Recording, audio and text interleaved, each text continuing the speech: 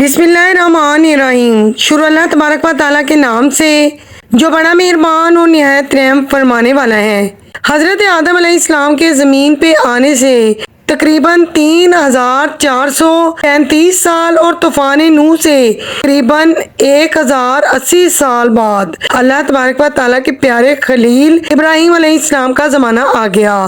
اللہ تبارک و تعالیٰ کے نبی حضرت ابراہیم علیہ السلام لوگوں کو دیکھتے تھے کہ کوئی سورج کی پوجا کر رہا ہے تو کوئی ستاروں کی پوجا کر رہا ہے، کوئی آگ کی پوجا کر رہا ہے اور کوئی بتوں کی پوجا کر رہا ہے۔ حضرت ابراہیم علیہ السلام زمین والوں سے کہنے لگے، یہ سورج طلوع ہو کر غائب ہو جاتا ہے، یہ کیسے ممکن ہے کہ اللہ تبارک و تعالیٰ غائب ہو جائے؟ یہ ستارے ظاہر ہوتے ہیں اور پھر غائب ہو جاتے ہیں، یہ کیسے ممکن ہے کہ اللہ تبارک و تعالیٰ غائب ہو جائے؟ یہ آگ جل جاتی ہے اور پانی ڈالنے سے بجھ جاتی ہے، یہ کیسے ہو سکتا ہے کہ کوئی اللہ تبارک و تعالیٰ کو بجھا دے؟ یہ مٹی کے بت کو ہم اپنے ہاتھوں سے بناتے ہیں تو پھر یہ ہمیں رزق کیسے دے سکتے ہیں؟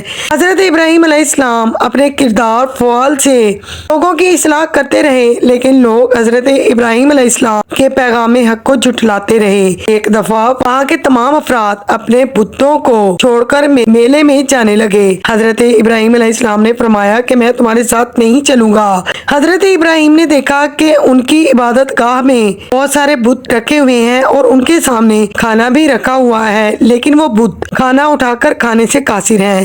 آپ با آواز بلند کہنے لگے، یہ گمراہ انسان تم کو خدا سمجھ کے تمہاری پوجا کرتے ہیں، تم کو اپنا رزق دینے والا سمجھتے ہیں، لیکن افسوس ہے کہ تم میں اتنی بھی طاقت نہیں کہ تم اس کھانے کو اٹھا کر کھا سکو۔ آپ نے ایک کلہاڑی سے تمام بتوں کو توڑ ڈالا اور وہاں پر جو بڑا بت تھا اس کے کندھے پر کلہاڑی رکھ دی۔ جب وہ لوگ میلے میں واپس آئے تو انہوں نے دیکھا کہ ان کے سارے بت ٹوٹے ہوئے ہیں اور وہ غضبناک ہو کر ادھر ادھر بھاگنے لگے اور ایک دوسرے سے پوچھنے لگے کہ یہ کس کی حرکت ہے۔ بہت غور و فکر کے بعد سب نے یہ طے پایا کہ یہ کوئی اور نہیں کر سکتا، اگر کوئی کر سکتا ہے تو وہ ابراہیم کر سکتے ہیں، کیونکہ وہ ہمارے بتوں کو نہیں مانتے اور ان کی توہین کرتے ہیں۔ چنانچہ سب لوگ ابراہیم علیہ السلام کے پاس آ کر کہنے لگے کہ یہ تم نے کیا ہے؟ حضرت ابراہیم علیہ السلام نے جواب دیا کہ بڑے بت سے پوچھو جس کے کندھے پر کلاڑی رکھی ہے، شاید اس نے یہ سب کیا ہو۔ وہ لوگ کہنے لگے کہ یہ بت ہے، دوسرے بتوں کو کیسے توڑ سکتا ہے؟ اس کے جواب میں حضرت ابراہیم علیہ السلام نے ماننے لگے کہ جب یہ بت دوسرے بتوں کو توڑ نہیں سکتا تو یہ تمہارا خدا کیسے ہو سکتا ہے اور تمہاری حفاظت کیسے کر سکتا ہے؟ پھر حضرت ابراہیم علیہ السلام نے فرمایا، اے لوگو ڈرو اللہ تبارک و تعالیٰ سے، وہ ہے جو ہر ایک چیز پر قادر ہے۔ یہ بات وہاں کے لوگوں کو بہت ناگوار گزری اور وہاں کا جو بادشاہ تھا جو اپنے آپ کو خدا کہلواتا تھا اس کا نام نمرود تھا، وہ کہنے لگا کہ یہ ہمارے خداؤں کو نہیں مانتا، ہم اس کا وہ حشر کریں گے کہ دنیا اس کے کفر کی مثال دے گی۔ اس نے ایک پتھر کی زمین کا انتخاب کیا اور دور دور تک اس جگہ کو چاروں اطراف سے پتھروں کی بار کے ساتھ گھیر دیا اور پھر سب لوگ مل کر لکڑیاں جمع کرنے لگے۔ لوگوں نے، جس کے اندر خواتین اور بچے بھی شامل تھے، مل کر اس جگہ لکڑیاں جمع کرتے رہے کہ ایک ایسی بڑی آگ جلائیں اور ابراہیم کو اس کے اندر اس طرح جلائیں کہ دنیا عبرت حاصل کرے۔ تاریخ نے لکھا کہ 2 سال تک لوگ لکڑیاں جمع کرتے رہے اور اتنی بڑی آگ جلائی کہ تاریخ میں اتنی بڑی آگ آج تک نہیں جلائی گئی۔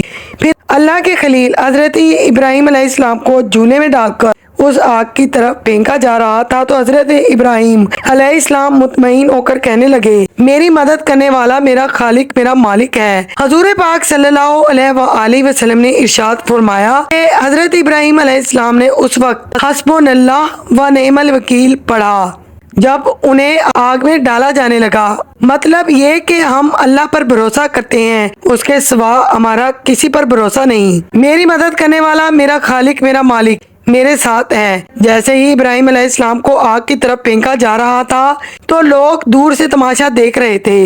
حضرت ابراہیم علیہ السلام فضا سے آگ کی طرف جا رہے تھے کہ جبرائیل امین علیہ السلام فوراً نازل ہوئے اور کہنے لگے، اے اللہ کے نبی، میرے لیے کوئی حکم ہے تو بتائیے۔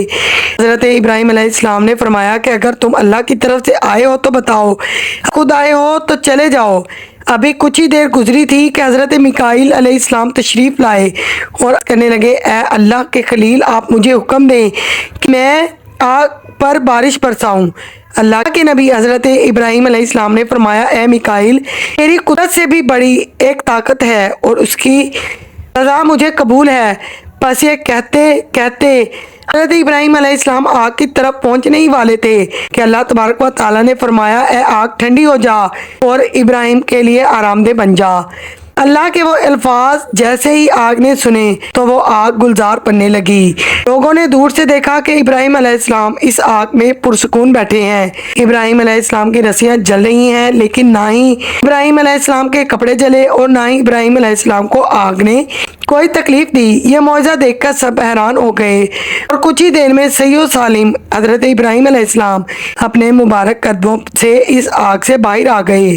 पूरा बाबुल शहर ये देखकर हैरान हो गया कि हमारे खुदाओं से भी ताकतवर इब्राहीम का खुदा है। ये मौजज़ा देखकर हज़रत इब्राहीम अलैहिस्सलाम फरमाते हैं कि मुझे जितना सुकून आग के अंदर जाके मिला, इतना सुकून मुझे ज़िंदगी में उससे पहले कभी ना मिला। नाज़रीन, उम्मीद करती हूँ कि आज की वीडियो आपको ज़रूर पसंद आई होगी। वीडियो अच्छी लगे तो आपसे हम्बल रिक्वेस्ट है कि प्लीज़ वीडियो को लाइक कीजिए। चैनल पर नए आए हैं तो सब्सक्राइब कर दीजिए। अल्लाह हाफिज़।